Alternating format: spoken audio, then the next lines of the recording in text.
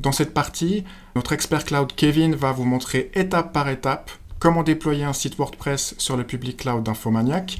On va voir comment créer une architecture, comment créer l'instance WordPress, la base de données, et puis vous aurez toutes les commandes pour reproduire cela de votre côté en toute autonomie. Kevin, je te passe la parole. C'est parti. Comme vous pouvez le voir, la partie infrastructure qu'on va déployer, il y a différentes choses qu'on va déployer. On va partir donc sur le public cloud d'Infomaniac et on va définir notre propre réseau, comme d'habitude pour ceux qui ont faire le parallèle avec les VPC AWS. On verra aussi comment créer sa propre passerelle de sortie, son routeur, comment y attacher nos propres IP. Et enfin, on verra la création des sous-réseaux et de comment sécuriser notre infrastructure pour qu'elle réponde à des normes d'architecture classiques. Pour commencer, on va se retrouver sur le dashboard en fait, de la partie public cloud d'Infomaniac. Donc ça, c'est le dashboard quand vous avez créé votre compte de base. Vous vous retrouvez avec un nom de projet donc, qui commence chez nous par PCP et vous avez votre nom d'utilisateur qui commence par PCU et avec la chaîne de caractères qui est générée aléatoirement. Vous vous retrouvez sur une synthèse de votre dashboard Horizon, donc le logiciel s'appelle Horizon, et vous avez différentes sections sur la gauche du menu. Donc les sections qui vont nous intéresser aujourd'hui, ça va être la section instance particulièrement, pour provisionner nos instances. Donc là, vous pouvez voir, pour le moment, il n'y a pas grand-chose, on verra ça après. On a la section images, où là, on a la liste des images qui sont fournies par Infomaniac. Donc cette liste évolue très régulièrement. On suit l'évolution des systèmes d'exploitation et autres. Les différentes paires de clés que vous allez déployer pour vous connecter à vos instances. La partie groupe de serveurs, elle va vous permettre de gérer l'affinité ou la non-affinité, c'est-à-dire que si vous voulez déployer sur une ou plusieurs zones de disponibilité vos serveurs. La partie volume, ici, va vous permettre de gérer tout ce qui est volume vos volumes par bloc. Si vous êtes familier AWS, c'est tout ce qui est EBS. Vous avez ensuite la partie instantanée, c'est tout ce qui est snapshot, les groupes d'instantanés. La partie qui peut parfois poser souci, c'est la partie réseau. Donc on a la partie topologie réseau qui va nous permettre de voir graphiquement notre réseau, comment il est implémenté. La liste des réseaux qui sont disponibles, nos routeurs, les groupes de sécurité, là c'est comme sur AWS par exemple, c'est exactement le même principe. Les load balancers, les IP flottantes ou aussi appelées Elastic IP.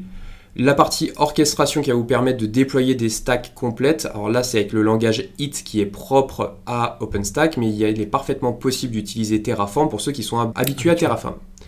Vous avez ensuite la partie Object Storage avec donc la partie S3 et les différents conteneurs que vous pouvez provisionner. Donc là, c'est un compte qui est vide, bien sûr, parce que c'est un compte de test. Vous en avez ensuite la partie identité, donc avec les différents projets, donc ici il y a un seul projet, les différents utilisateurs rattachés à ce projet et les politiques d'application si vous souhaitez en rattacher. Ça, c'était pour le rapide tour d'Horizon. Donc ça, c'est l'interface graphique d'OpenStack. Voilà, tout à fait. Ce qu'il faut savoir qu'il y a la partie API aussi. Donc vous avez un client en Command Line Interface en CLI, il n'y a pas de problème, en ligne de commande. Et vous avez aussi la possibilité d'interagir via des API REST normalisées, qui sont pour le coup normalisées, et peu importe la plateforme OpenStack que vous irez derrière, ça répond toujours, les API sont normalisées, peu importe la plateforme OpenStack qu'il y a derrière. Pour commencer la mise en place de notre petit lab, donc on va déjà commencer par définir notre réseau. Ce qui peut être intéressant, c'est déjà voir la topologie qu'on a ici. Donc nous, on fournit 3 réseaux différents. On a le XT Floating One qui nous permet d'attacher des IP flottantes, le XT V6 Only One, donc c'est uniquement pour obtenir des adresses IPv6, et enfin vous avez le XNet 1 qui va vous permettre de provisionner en fait des instances avec une adresse IP V4 et V6 automatiquement. Dans notre cas, on va définir un réseau qui nous appartient, un peu comme notre propre VPC. Donc pour ça, on va aller dans la partie réseau, on va aller sur créer un réseau. Là, vous nommez votre réseau. Donc dans mon cas, par exemple, là, je vais l'appeler Demo Network. On va pouvoir définir des sous-réseaux. Donc moi, je vais définir un premier sous-réseau par défaut, mais on verra, comme on a vu sur le schéma d'architecture, j'en ai un deuxième à déclarer. Donc pour ça, on va mettre Front Network, donc pour le réseau frontal. Je vais définir un sous-réseau. On dit bien que c'est une adresse en IPv4 et je définis ma passerelle. Par exemple. Ensuite, dans les détails du sous-réseau, vous allez pouvoir définir si vous voulez ou non du DHCP, le pool d'allocation de votre DHCP, donc l'adresse de début et de fin de votre DHCP. Dans notre cas, nous, on ne va pas l'utiliser. Alors, on va utiliser des adresses IP fixes. Par contre, en revanche, il est important de fournir le service DNS, l'adresse IP du service DNS que vous voulez utiliser. Donc, dans notre cas, on va prendre les DNS de Cloudflare. Ce sera très bien. On clique sur Créer.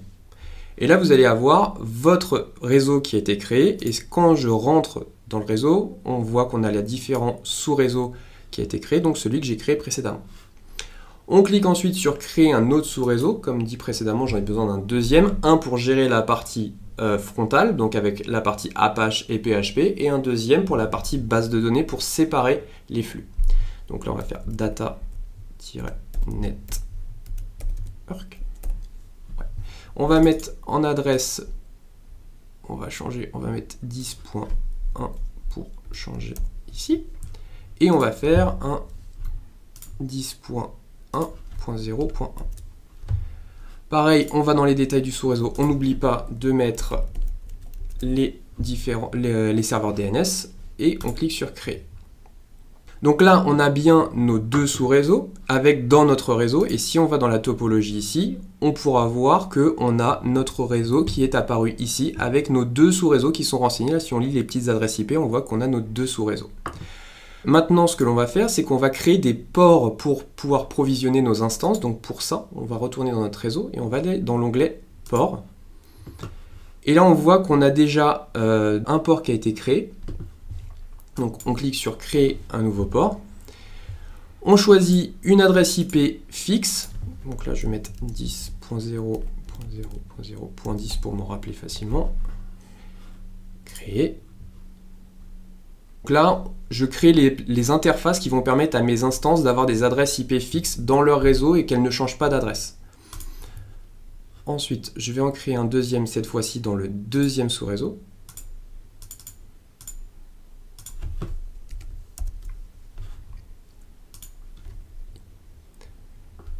Donc là, j'ai mes deux interfaces pour mes deux instances qui vont venir par la suite. Et on va pouvoir passer à la création du routeur.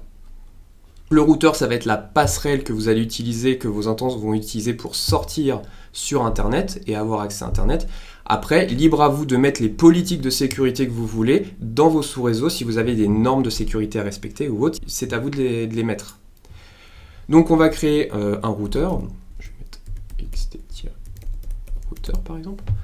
Et je vais sélectionner un sous-réseau de sortie, donc il n'y en a qu'un, c'est le sous-réseau EXT Floating One qui va nous permettre d'attacher des adresses IP sur ce routeur. On clique sur Créer le routeur. Et si on retourne dans la topologie, j'essaie de revenir graphiquement à chaque fois pour vous montrer un petit peu comment ça fonctionne. On voit que le EXT Floating One a le routeur qui est ici. Donc on va pouvoir ajouter des interfaces maintenant à notre routeur pour qu'il soit connecté aux différents sous-réseaux. On voit ici que j'ai mes deux sous-réseaux avec mes deux ports que j'ai créés précédemment. Ici, je peux prendre déjà le réseau front ici, et je laisse l'adresse IP facultative puisqu'il va récupérer l'adresse IP de passerelle que l'on a mis précédemment. Là, on a notre interface qui a été créée. Si je retourne sur la topologie réseau, on va pouvoir voir que j'ai bien le lien qui a été fait entre le routeur et notre premier sous-réseau. On va rajouter une deuxième interface pour notre deuxième sous-réseau. Donc là, si je vais sur mon routeur et que je vais voir les différentes interfaces, on voit bien que j'ai une interface dans le réseau de data et une dans le réseau directement du front. On va passer maintenant à la partie groupe de sécurité. Une des petites différences qu'il y a avec AWS ou Azure notamment, c'est que vous avez la possibilité de gérer les règles de sécurité soit sur l'instance, comme d'habitude sur AWS, ou par port, ce qui est plutôt fait normalement en partie avec les networks ACS ou AWS. J'ai un doute à creuser.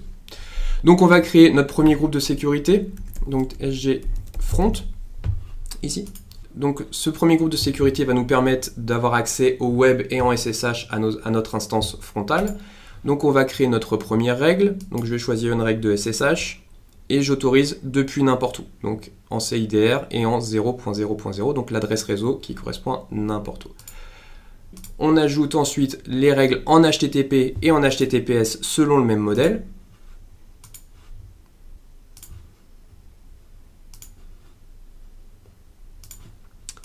Voilà. Donc là, on a notre premier security group pour la partie frontale qui a été créée.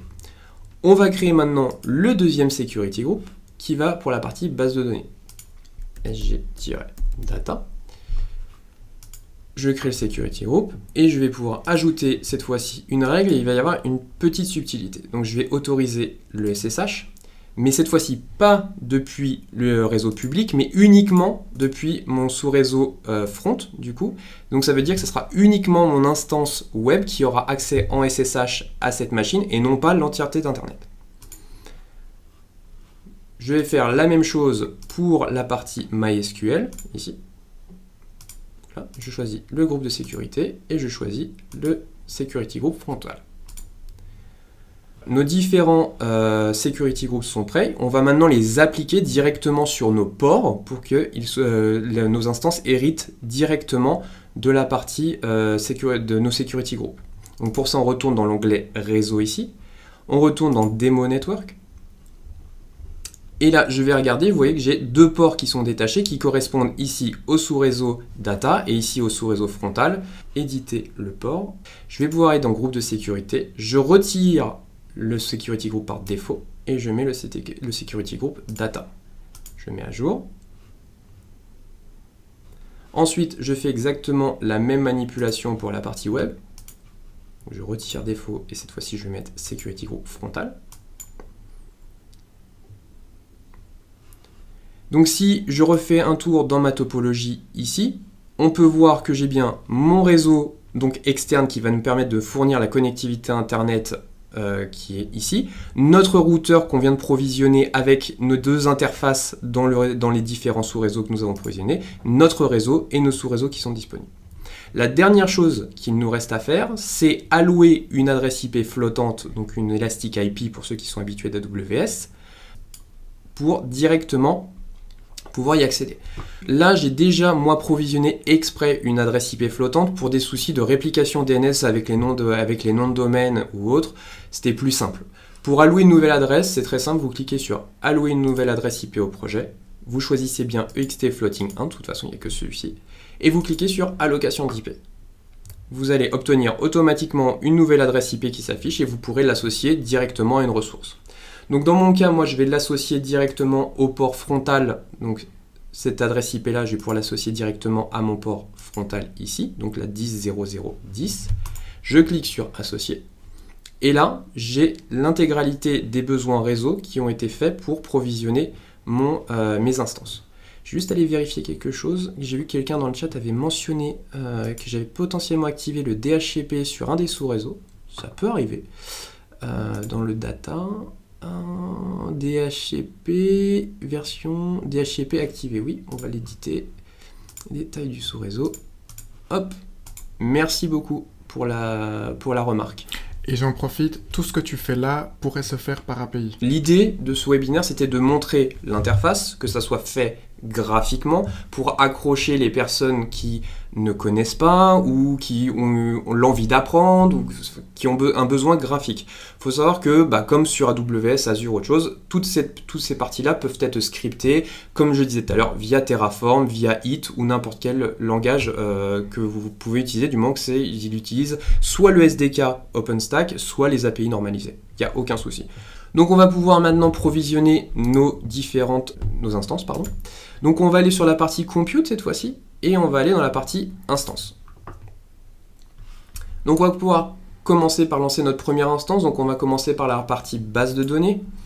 Donc là je vais l'appeler instance-db. Hop là. Donc on a pareil différents menus sur la gauche. Donc ici vous pouvez rentrer le nom de votre instance, la description, la zone de disponibilité. Vous avez 3 zones de disponibilité qui sont disponibles. C'est là où ça va pouvoir être intéressant pour vous, notamment sur la partie groupe de serveurs si vous voulez qu'elle soit répartie sur différentes zones de disponibilité, forcer la répartition ou vous autorisez qu'elle soit sur la même zone de disponibilité. Vous avez ensuite la partie source. Là c'est l'image que vous avez utilisée sous AWS, c'est vos AMI. Donc on va aller chercher une Ubuntu 22.04 classique. Et en termes de gabarit, donc c'est vos flavors. Donc nous on utilise des flavors qui sont nommés de la manière suivante. Donc A1 par exemple RAM2 disque 80 perf 1. Donc A1 correspond au nombre de vCPU, le A pour AMD. RAM, c'est la quantité de RAM que vous avez sur votre instance. Le disque 80, c'est la quantité en gigas de disque que vous avez disponible. Et le perf 1, c'est au niveau des performances des IOPS, si vous avez des IOPS provisionnés ou non. Vous avez aussi, il est important de le souligner, des flavors, par exemple ici à 1.1 RAM 2 disque 0. Ces flavors permettent l'import de volume direct. Donc si vous avez du VMware, si vous avez des instances que vous voulez migrer chez nous, en fait on va faire ce qu'on appelle du boot from volume. Une fois que votre volume sera converti et envoyé sur la plateforme, vous allez pouvoir directement provisionner votre instance avec le disque que vous avez importé. D'où le fait d'avoir des disques à 0 puisque vous allez créer votre volume en avance. Donc dans notre cas, on va prendre du coup une flavor toute petite, A1 RAM 2 avec un disque à 20 Go. Il est important de noter que si tout à l'heure, on vous a parlé des instances avec les GPU. Là, elles sont pas listées puisque le compte est en grade perf 1, entre guillemets, grade 2. Il faudra juste passer par notre support pour l'activer. On vous active ça, vous venez juste vous appeler, oui, je voudrais le perf 2 et vous l'avez directement.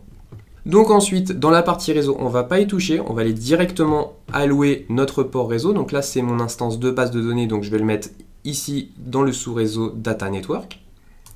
Voilà. Le groupe de sécurité, il est directement récupéré depuis le port qu'on a fait juste avant. On arrive à la partie paire de clés, donc pour se connecter à l'instance. Donc dans ce cas-là, soit vous pouvez importer une clé existante, soit vous en créez une. Donc là, on va choisir, je vais faire MyKey par exemple. Voilà. Et le type de clé, vous choisissez, vous avez le choix entre soit une clé SSH, soit un certificat. Bon, dans le cas, on va rester sur une clé SSH. Créer une paire de clés. Hop, terminé, je copie, terminé. Donc là, j'ai bien MyKey 2 qui a été ajouté sur l'instance. Et on va aller dans la partie configuration. Donc les fichiers que je vais utiliser vous seront fournis, donc pas de souci. Donc là, sur la partie base de données, on va faire choisir un fichier. Je vais aller dans mes documents ici, file. Hop, et je vais sur la partie base de données. Donc sur la partie base de données, on va utiliser le fichier database.yaml. Alors je vais ouvrir et on va aller voir ce qui se passe dans ce fichier du coup. Donc c'est le même fichier qu'on a vu juste avant. Donc dans le partie database, c'est ni plus ni moins qu'un fichier d'init d'initialisation de l'instance qui va nous permettre d'avoir tout de suite l'instance disponible. Donc c'est très simple, on fait une mise à jour des sources de paquets, on installe le serveur de base de données, on fait quelques modifications pour autoriser les connexions, on télécharge le fichier de script SQL qui va permettre de créer la base de données, on restart MySQL, MariaDB et on s'assure qu'elle est bien démarrée. Que le système est bien activé au démarrage de la machine. Et on a un petit message à la fin pour dire en combien de temps l'instance est prête. Donc si on retourne ici dans la partie instance, vous voyez bien qu'on a le même fichier. Et là, notre instance est prête, on va pouvoir la lancer. Donc là, notre instance est en cours de construction. Si on va voir dans la partie instance ici, on va pouvoir avoir les différentes informations de notre instance, donc son nom, son ID, le projet auquel elle est rattachée, son statut. On va avoir aussi le réseau dans lequel il a été rattaché et son adresse IP. Donc on voit bien qu'on a bien récupéré l'adresse IP qu'on a provisionnée. Le sous-réseau le security group auquel il est rattaché, donc avec les autorisations, la clé qui est utilisée, sa flavor. Sur la partie interface, donc on va bien sûr retrouver la partie adresse IP qu'on a provisionnée juste avant. Le journal va nous permettre de faire un état des lieux de notre instance, où est-ce qu'elle en est dans sa phase de démarrage. Donc là, on est en train de voir qu'elle est en train de démarrer et incessamment sous peu, on va voir qu'elle fait le déploiement du MySQL qu'on a demandé. Voilà, là il est en train de faire l'update, il est en train de faire la mise à jour. Là, vous avez une console de type VNC, donc là on voit que notre instance est prête, enfin elle est en train de faire son initialisation, mais elle est déjà démarrée. Et vous avez bien sûr les logs des actions qui ont été réalisées sur l'instance, donc là pour le moment il n'y a que la création de celle-ci qui a été faite. Est-ce que ça aurait été possible de monter un conteneur existant plutôt que de passer par une Ubuntu ? Oui, si on provisionne un Docker dessus, on peut provisionner un conteneur. La conteneurisation est autorisée. Ou on a des templates HIT aussi si vous voulez déployer des Kubernetes. On a des templates tout prêts pour déployer du Kubernetes directement sur nos plateformes. Ça dépend des infrastructures que vous voulez utiliser. Donc on va continuer sur la partie instance. On va lancer maintenant notre deuxième instance. Donc du coup, on va faire instance-web. Pareil pour la source, on va aller chercher directement notre image Ubuntu, ici, gabarit. On reprend la même flavor, ici. Au niveau des réseaux, on prend le port du coup dans le réseau front, avec une jolie faute d'ailleurs, je n'avais pas vu celle-là. Je le mets, du coup le groupe de sécurité, on n'y touche pas. La key pair, c'est la même, on va prendre la MyKey 2. Au niveau de la configuration, cette fois-ci, on va aller sur chercher le fichier, je vais aller chercher dans la partie WordPress ici, et on a le wordpress.yaml qu'on va voir juste après. On n'a rien d'autre à changer, donc je vais revenir rapidement sur la partie WordPress YAML, hop, ici, voilà. Donc le WordPress YAML, il n'y a rien de bien compliqué non plus, donc on voit bien qu'on fait une mise à jour des dépôts, on installe les différentes librairies qui sont nécessaires et les différents outils, on télécharge la version de WordPress, on décompresse, on met les bons droits qui vont bien dans les dossiers, on récupère le vhost par défaut que l'on fournit, du coup, qui va vous permettre de mettre n'importe quel nom de domaine dessus. On désactive le vhost par défaut, on active le vhost qu'on a précédemment téléchargé, on s'assure bien que Apache est bien démarré au démarrage de la machine, on redémarre pour prendre en compte la nouvelle configuration, et on va générer notre certificat SSL. Donc là, il est important ici, on va le faire juste après, de bien changer le nom de domaine ici, puisque là, sinon, ça ne fonctionnera pas. Donc pour ça, on retourne dans notre instance, et comme je l'ai dit, on va juste changer ici la partie nom de domaine. Donc là, on a un domaine qui est déjà préfet, cloud-formation.com. Et on clique sur lancer l'instance. Et donc là, notre deuxième instance va être disponible. Donc là, si vous voulez voir, j'ai juste rattaché ici. J'avais prévu des enregistrements DNS de secours au cas où. Vous avez ici l'adresse IP que l'on utilise donc de notre instance. Donc c'est bien celle-ci, la 195.15.246.234, qu'on a rattaché directement à différents que j'ai rattaché à différents noms de domaine. Donc là, on attend que notre instance soit disponible ici. Donc là, si on va dans le journal une nouvelle fois, on va pouvoir voir qu'elle démarre. Vous pouvez cliquer aussi sur voir le journal complet ici. Et là, vous allez avoir en temps réel, à chaque fois que vous allez rafraîchir la page, l'état où en est rendu le démarrage de votre instance. Donc là, si on attend un petit peu, voilà. Donc là, on a le Cloud Init qui est en train de dérouler, l'injection des clés SSH. Et si on rafraîchit un tout petit peu, on va pouvoir voir, voilà, le téléchargement, la mise à jour des sources et l'installation du WordPress petit à petit. Il faut savoir qu'en moyenne, ça met à peu près une petite minute à s'installer. Donc là, on a la liste des paquets justement qui s'installent, etc.